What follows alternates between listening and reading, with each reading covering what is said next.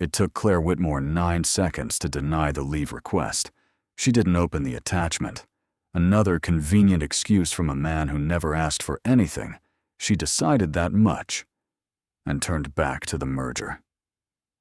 Lucas Bennett didn't argue. He finished every report handed over the systems he'd quietly kept running for years and left his resignation on her desk without a word.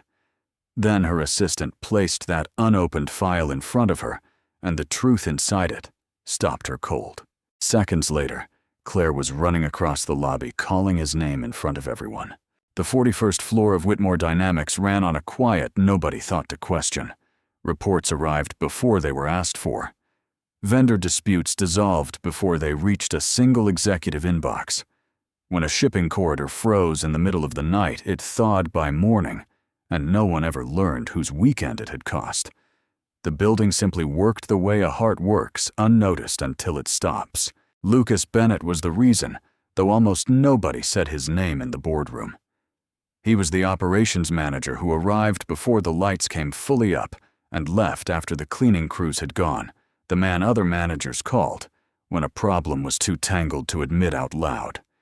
He never raised his voice, never claimed a win, never leaned on a doorframe waiting to be thanked. He fixed what was broken and let the credit drift wherever it wanted to land, which was usually somewhere above him. For 3 days now, he had carried something that had nothing to do with the company, and he had carried it the way he carried everything without letting it show. There was a matter at home that pressed on him from the moment he woke, a weight he set down at the lobby doors each morning and picked up again each night. His work did not slip. If anything, it sharpened, because focus was the only place the weight could not follow him. To the people around him, he looked exactly as he always had. Steady, available, fine. Claire Whitmore ran the company from the corner office 2 doors down, and she ran it the way she did everything, with a clean line between what mattered and what did not. She was young for the chair she sat in, and she had learned early that sentiment was expensive and precision was not. Deadlines were promises. Efficiency was respect. She trusted results because results did not lie to her, and by that measure, she trusted Lucas more than she trusted almost anyone in the building. That trust took a particular shape. Every difficult project found its way to his desk because she knew it would be handled, and she would not have to think about it again. She would have said if anyone asked that. She valued him enormously, and she would have meant it. What she could not have told you was a single true thing about the hours he spent away from the office, because she had never once wondered what those hours held. He was the man who made problems disappear. She had never imagined him having any of his own. The morning it broke, the company stood at the edge of the largest deal in its history. The Sterling account had been circling for 8 months, and the signing was set for the end of the week, a contract that would reshape the firm's next decade. Claire had lived inside the terms for weeks. She knew every clause, every concession, every place where a single missed detail could cost them the whole thing. Her attention had narrowed to a point, and everything outside that point had gone gray and distant, including, though she did not know it, the man who had built the operational spine the deal depended on. Lucas submitted the request at 9:07. It came through the internal system, a formal application for emergency leave, 3 days effective immediately with a document attached. In all the years he had worked there, he had never once asked for time. Not a sick day taken lightly. Not a vacation stretched by an afternoon. Not a single early exit he had not first covered twice over. The request itself was so far outside his pattern that it should have been a signal loud enough to stop anyone who knew him.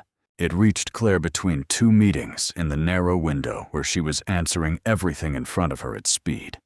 She saw the name, saw the words emergency leave, saw 3 days, and felt the timing land like an insult she was too busy to take personally. Not this week. Not with Sterling on Friday and the operational review he was supposed to run on Thursday. She did not open the attachment.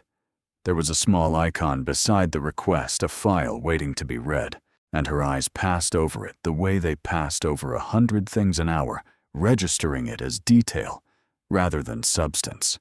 Denied, she typed, and then softened it, because it was him. "We cannot spare you this week. Let's revisit after Friday." She read it back, once decided it was fair, and sent it. In her mind, she had not refused him anything permanent. She had simply asked him to wait, the way she asked everyone to wait, the way she believed a serious person understood the difference between what they wanted and what the moment required. She assumed he would understand it too. He always had. The reply she expected did not come. No counter-argument, no explanation, no quiet case laid out in the measured way he made every case. For a few minutes she noticed the silence, and then the next meeting swallowed her, and she forgot it entirely. She had read his silence as agreement, because in all their years together, his silence had never once meant anything else. 2 floors down, Lucas read the message twice.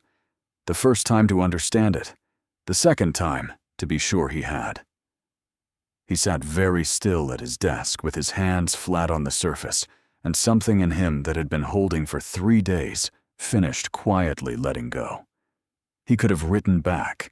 He could have attached the document again in the body of the message this time where she would have had to look at it.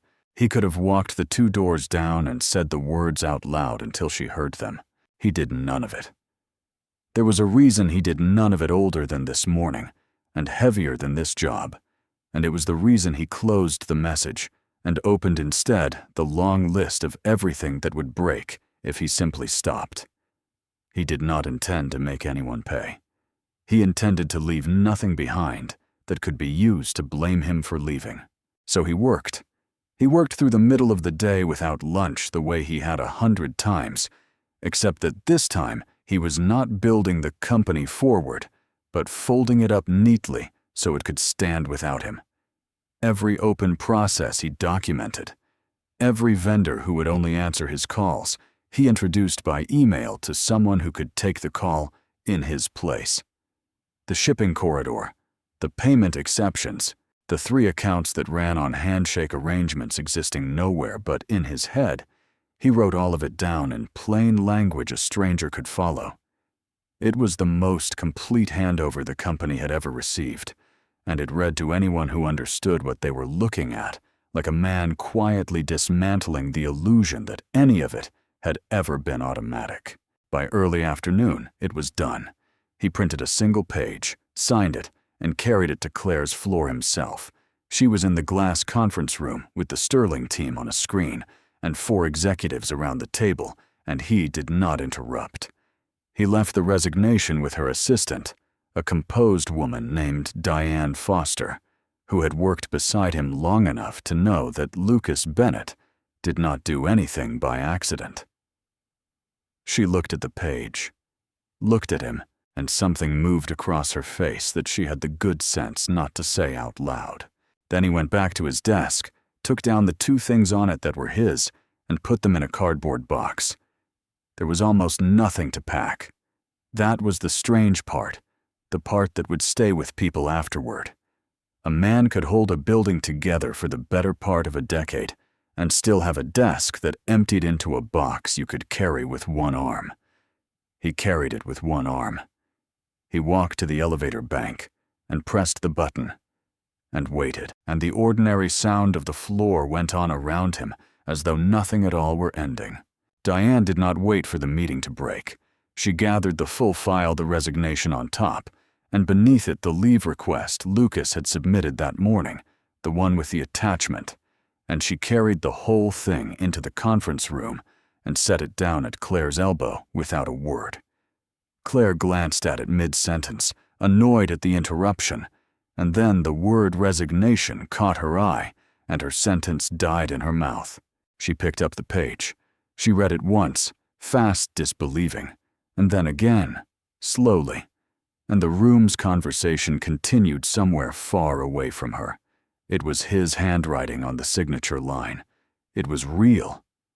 And beneath it, paper-clipped, was the leave request from that morning, and this time because it was printed and physical.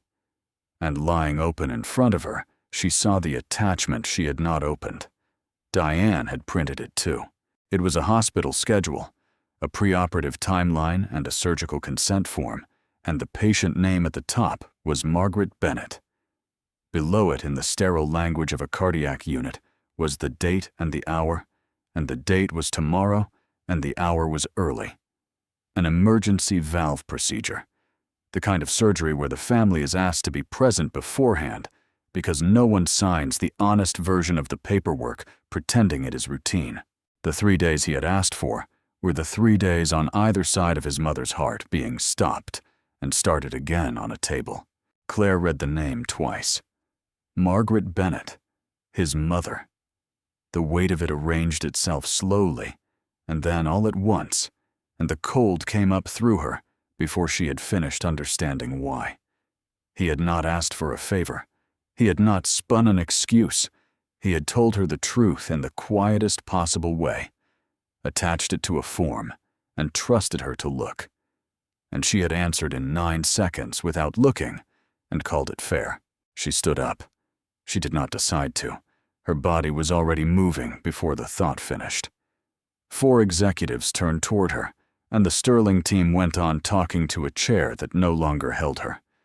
She left the folder open on the table and walked out of the glass room, and the walk became something faster the moment she was through the door, because through the far windows of the elevator lobby, she could see him box under one arm, watching the numbers climb toward his floor. The lobby of the 41st floor was not a place where people ran. It was marble and glass and hush engineered to make everyone who crossed it feel that they had arrived somewhere important and should behave accordingly. Claire crossed it running. Assistants looked up from their desks. A vice president stepped out of her way without knowing why. And Claire Whitmore, who had built an entire self on never appearing to want anything she could not simply command, called his name across the length of it in a voice that cracked on the second syllable. Lucas turned. The elevator arrived at the same moment, the doors sliding open behind him with a soft chime, and he stood between the open car and the woman half running toward him and did not step into either. He looked at her the way a person looks at someone from the far side of a river, close enough to see too far to reach. He was not angry. That was the thing she would remember. Anger she could have argued with. There was no anger in his face at all. She reached him and stopped, and for a moment nothing came out of her, because everything she had ever said to anyone in that building had been an instruction, and she had no instruction for this. "I didn't open it," she said finally, and it was not what she meant to lead with, but it was the truest thing she had. The attachment. "Lucas, I didn't open it. I didn't know." "I know you didn't," he said. His voice was level and low-pitched only for her, though half the floor was pretending not to listen. "That's the part I keep thinking about. You didn't need to know what it was. You just needed to believe there might be something, and you decided there wasn't." She had no answer because he was right, and they both heard that he was right. The doors began to close, and he put out a hand to hold them, and the small, ordinary courtesy of the gesture holding an elevator he was about to take away from her forever was almost more than she could stand. "My mother goes in tomorrow morning," he said. "Early. I'm not going to spend tonight arguing about a contract. I've handled everything. Diane has the file. Nothing will fall apart before Friday." He shifted the box against his side. "I have to go." "Let me fix this," Claire said. "Whatever you need. Time anything the leave it'd take a month. It's yours. I never should have." She hurt herself and could not stop herself. The CEO who negotiated the world into shape, reduced to offering him back the exact thing she had refused, as if giving it, now made the refusal disappear. "It's not the leave," he said, and it was gentle, which was worse. "You'd have given the leave to anyone with a doctor's note. I didn't want a note. I wanted you to trust me for 3 days without one. 8 years, and I thought I'd earned that."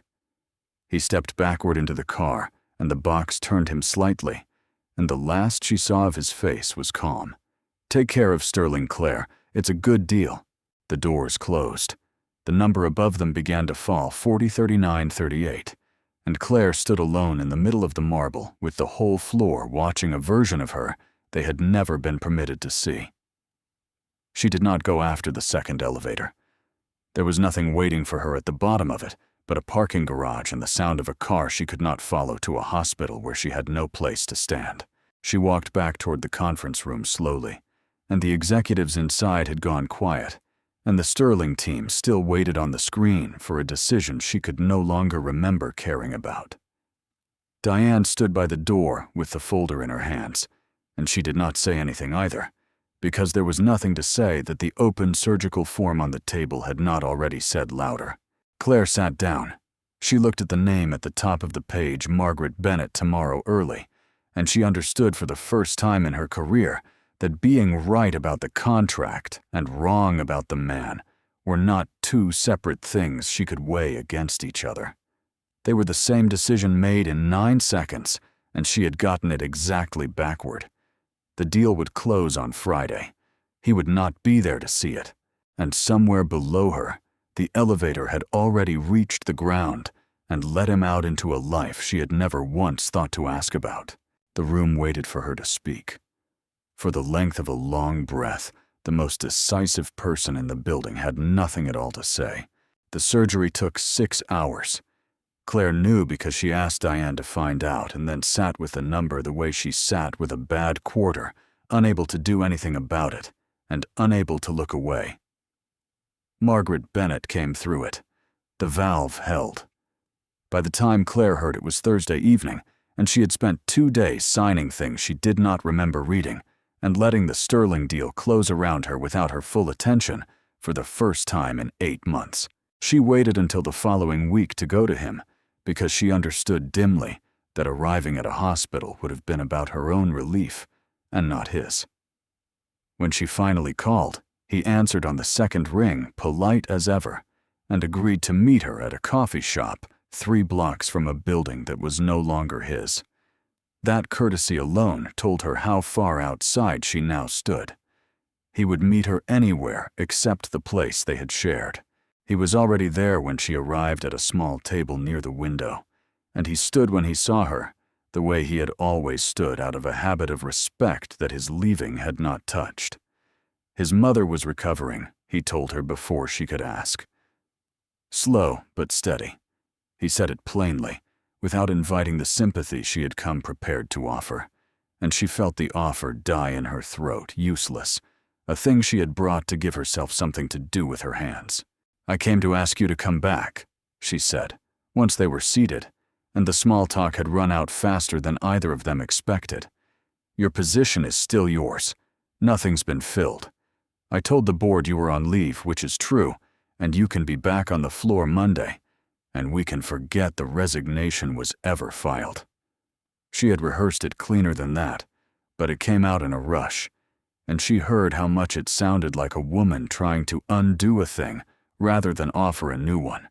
Lucas turned his cup a quarter turn on the saucer and did not pick it up. "I appreciate that," he said, and he meant it, which was the maddening part. There was no edge in him to push against.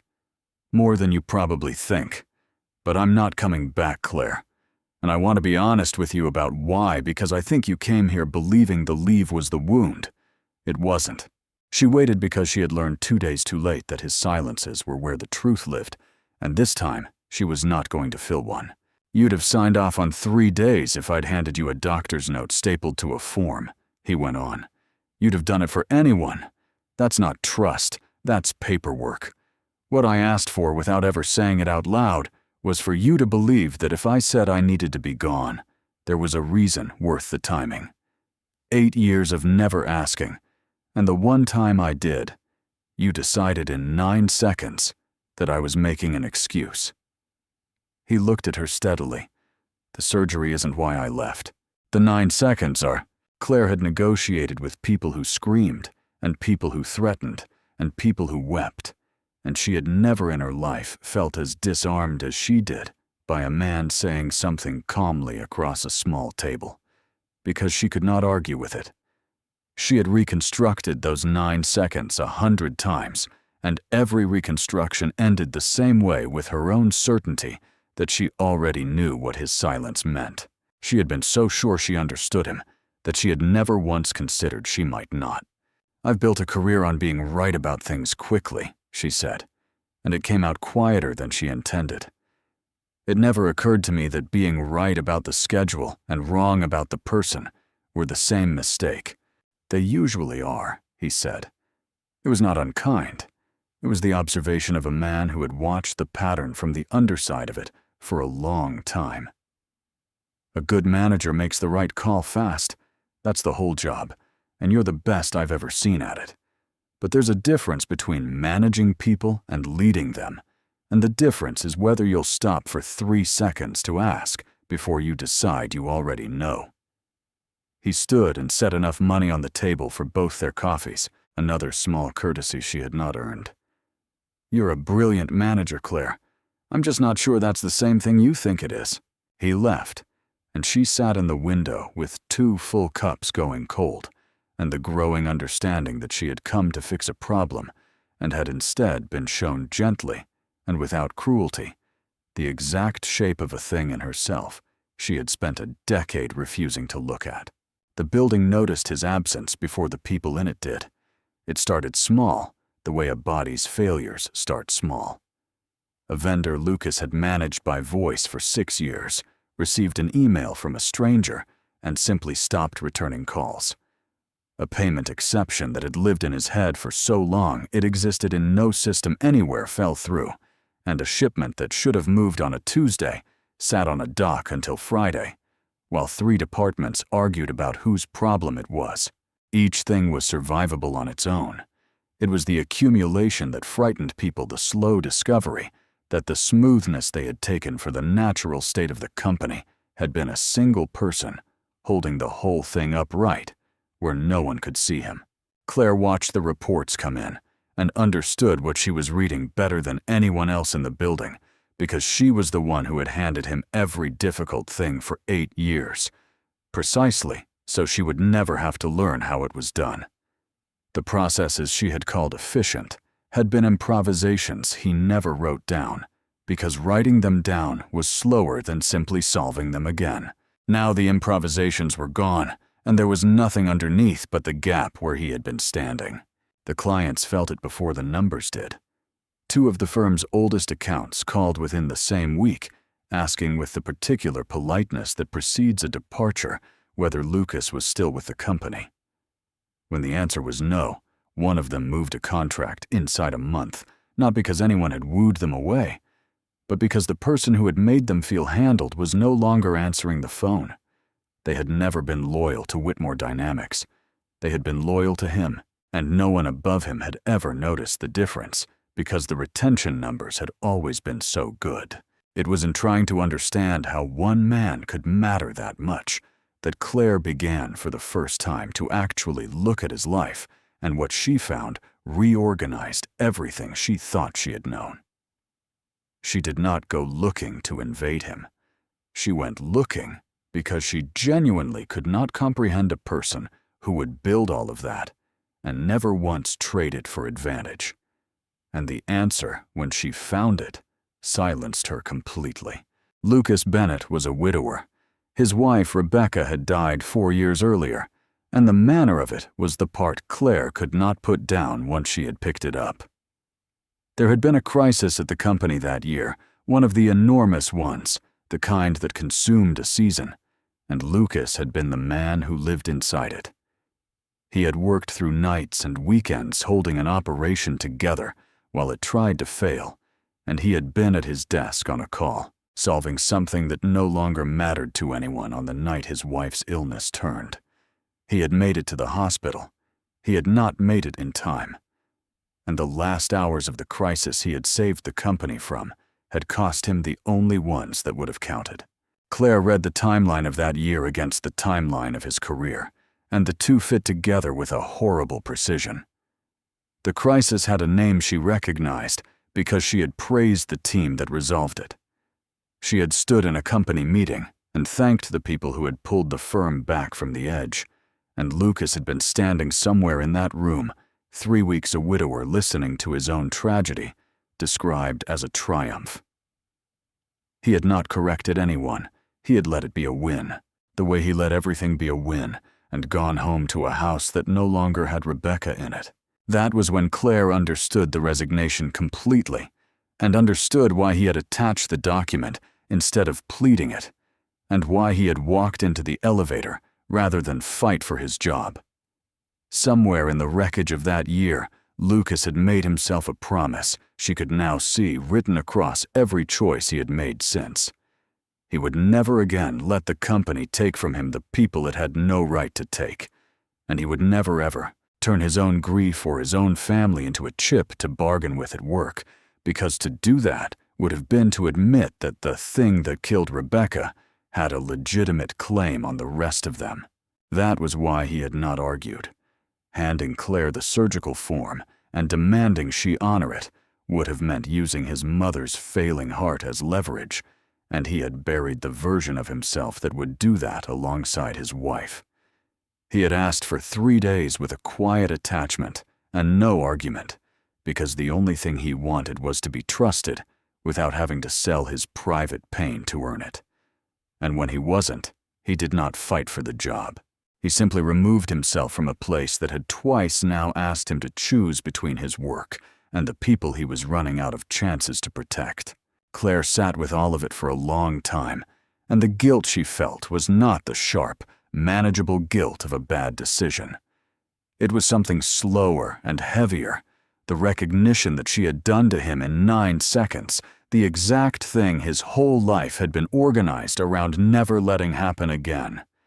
She had judged the man who had already paid the highest possible price for being loyal to a company, and she had judged him for finally once putting a person first. He had not needed her forgiveness. She was the one who needed his, and she had no right to ask for it. She made a second offer anyway because she did not yet know how to stop trying to solve a person. This one was official, and it was enormous. A title above his old one, a seat that reported directly to her compensation well beyond what the role had ever paid, and a written guarantee of the exact autonomy over his own time that she had denied him. She had it drawn up properly and delivered it herself, and she believed in the drafting of it, that she was correcting the wrong with the only currency she truly commanded. He turned it down within the day, and the way he did it told her more than the refusal itself. It was not the same no as before. The first no had been about a wound about 8 years and 9 seconds, and a trust that had turned out to be paperwork. This second no was not about the past at all. It was about where he was standing now, and where he intended to go, and it had nothing left in it that she could fix with money, because money had never been the thing in question, because Lucas had already gone somewhere else. He had joined a small firm called the Halstead Group, modest and unglamorous, the kind of place with 40 people and a lease it renewed 1 year at a time. It was by every measure Claire had ever used beneath her notice. It paid less than the role she had just offered him. It carried no prestige, and it asked nothing of anyone's private life in return. It was in every way that had cost him everything, the opposite of the place he had left, and that was the entire reason he had chosen it. What he found there was not more money, because there was less. It was the thing he had described to her across the coffee shop table, and she had not fully believed until she watched it happen from the outside. At the Halstead Group, when someone said they needed to be somewhere, the answer was a question before it was a decision. People listened before they concluded. The 40 of them ran on the assumption that a colleague asking for something had a reason, and that finding out the reason was cheaper than being wrong about it. He did not arrive and coast. He did there what he had always done, except that now it was seen. He wrote down the improvisations. He built the spine into the structure instead of into himself, so that the company could hold together without requiring one man to hold it. He introduced the small firm to a way of operating it had been too small to develop on its own, and the firm unburdened, and suddenly precise began to move in a way that got noticed by people who placed large contracts. The reforms that had been invisible inside Whitmore Dynamics because they lived in Lucas's head became at the Halstead Group visible architecture that anyone could see and clients could feel. Claire tracked its rise the way she tracked a competitor she should have taken seriously earlier. And then, one gray Tuesday, she stopped tracking it as a competitor and started dreading it as a verdict. The Halstead Group had entered the bidding on a contract Whitmore Dynamics considered its own, a project in the exact operational category that had once been Lucas's private domain. And the small firm, 40 people and a renewable lease, was winning it, against her, on the strength of the very capability she had let walk into an elevator. She went to the presentation herself, which she rarely did, because she needed to see it with her own eyes, rather than read it in a summary that would let her look away. She sat at the back of a client's conference room and watched the Halstead Group lay out an operational plan of such clean, obvious competence that the room relaxed the way rooms relaxed around Lucas, the collective exhale of people who had just realized their problem was already solved. She did not see him present. He did not need to be in the room. His fingerprints were on every page. Whitmore Dynamics lost the contract. Claire heard the decision in a phone call that lasted 90 seconds and was more courteous than the loss deserved, and she set the phone down in an office that suddenly felt too large and too quiet, and she understood finally, and without any of the arguments she usually kept in reserve, the full size of what she had done. She had not lost an employee. Employees could be replaced. She replaced them constantly and well. She had lost the person who had been the operating soul of the entire system, the steady hands nobody had thought to thank, and she had lost him to the one lesson her success had never taught her. There were mistakes that money corrected, and mistakes that titles corrected, and she had spent her whole career fluent in both. This was neither. This was the kind of mistake that only reveals its size after it can no longer be undone, and it had cost her a person who could not be bought back at any number, because the thing he had wanted from her had never had a price on it at all. He had wanted 3 seconds of being believed. She had given him 9 seconds of being doubted, and the difference between those two numbers was the whole distance she now stood from him, watching his fingerprints win, holding a phone that had gone dead in her hand. The lost contract did not stay a single loss for long. It became a crack, and the crack ran. Within 2 months, Whitmore Dynamics had shed 3 more accounts, each of them departing with the same quiet courtesy, each of them tracing back to a capability that had walked out under one arm in a cardboard box. The board, which had never once asked who kept the operation running, suddenly wanted to know why it had stopped. Gerald Voss, the chairman, called the meeting himself. He was a man who had sat on the board since before Claire took the chair, and he had backed her promotion on the strength of exactly the quality that was now failing her, the speed and certainty with which she made decisions.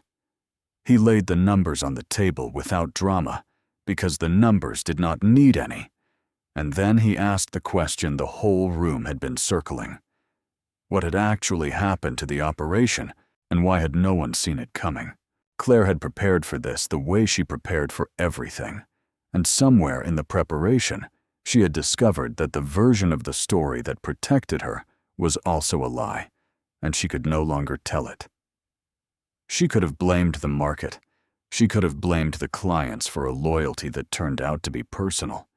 She could have described Lucas's departure as a resignation she regretted but did not cause, and every person at that table would have accepted it, because that was how these rooms worked, and she knew how to work them. She did not do it.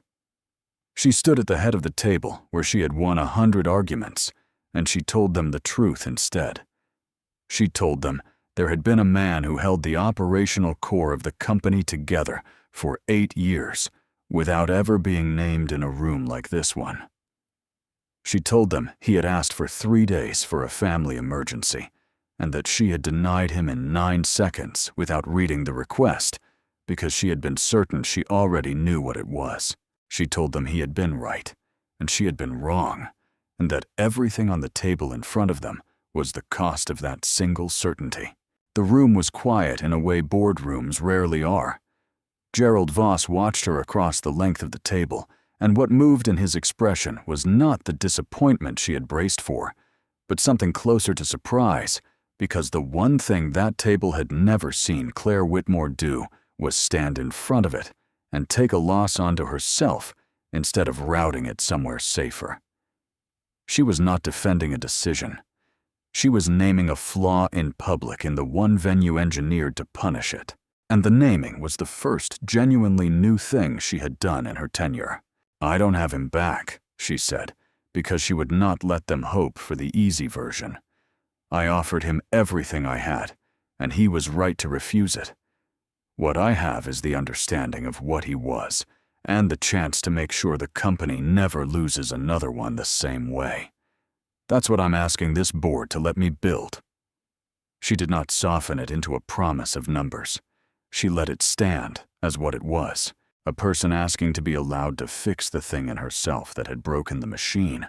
The board gave her the room to try, which was more than she had come in expecting, and she left the meeting knowing the reprieve was not forgiveness, but a chance to earn one. The restructuring that followed was brutal in the way necessary things are. She had to rebuild an operational function that had lived undocumented inside one man's head, and there was no shortcut for it. No hire who arrived already knowing what Lucas had known. It had to be learned the slow way, by the people who should have learned it years earlier while he was quietly doing it for them. But the deeper change was not on the org chart, and Claire knew it would not count if it stayed there. She rebuilt the way the company handled its people, starting with the exact failure that had cost her Lucas.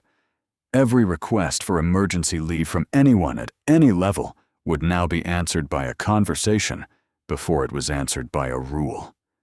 No one would ever again have a reason denied in 9 seconds by someone certain they already understood it. The policy was small on paper and enormous in what it admitted, which was that the old way had been efficient and wrong, and that the two were not opposites she could keep choosing between. She went further than the leave policy because the leave policy treated a symptom. She changed how the company evaluated the people it promoted into rooms like the one Gerald Voss had summoned. For years, leadership at Whitmore Dynamics had been measured the way Claire had measured herself, by speed and certainty and results delivered on time. Now the evaluation would carry weight for things she had spent her career treating as soft and therefore secondary. Whether a manager listened before deciding, whether the people under them felt trusted, whether they could tell the difference between a person and a problem, which was the exact difference Lucas had named across a coffee shop table and she had failed for 8 years to see. She did not pretend the reforms were her idea.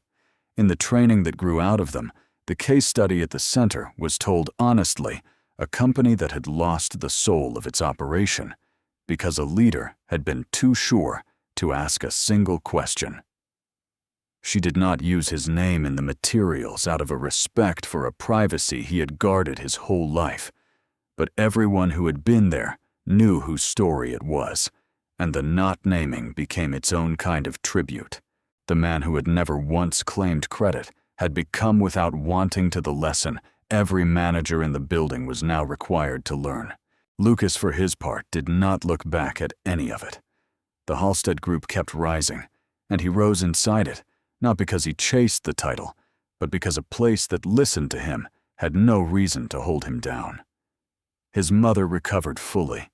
By the spring, she was well enough to be impatient with being fussed over, which he took privately as the surest sign of health there was.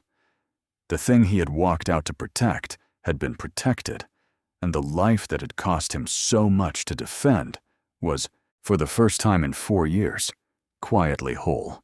He did not gloat over the contracts his firm had taken from hers, because gloating had never been in him, and grief had burned out whatever small capacity for it he might once have had. He simply did the work in a place that valued it and let the results speak the way he had always let them.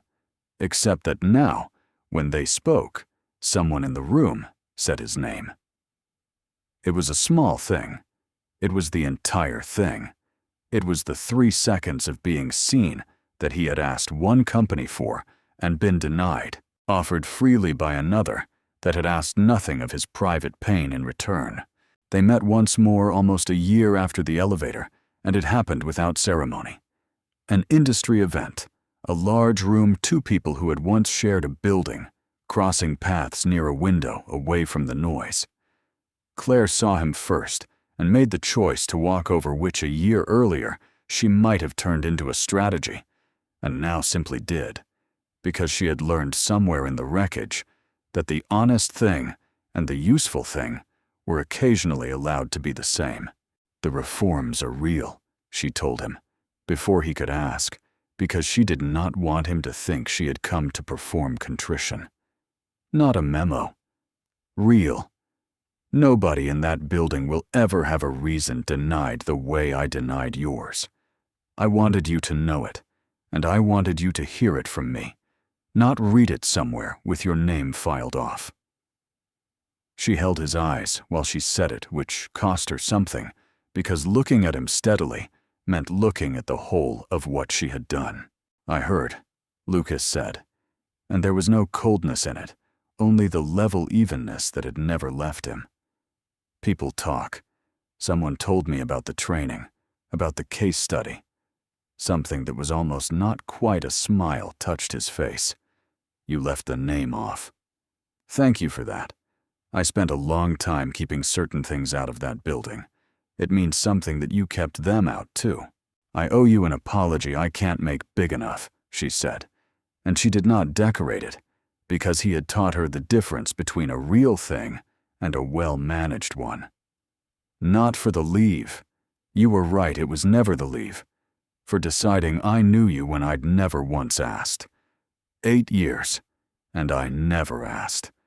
I'm sorry, Lucas, for the 9 seconds, and for all the years before them that made me think 9 seconds was enough.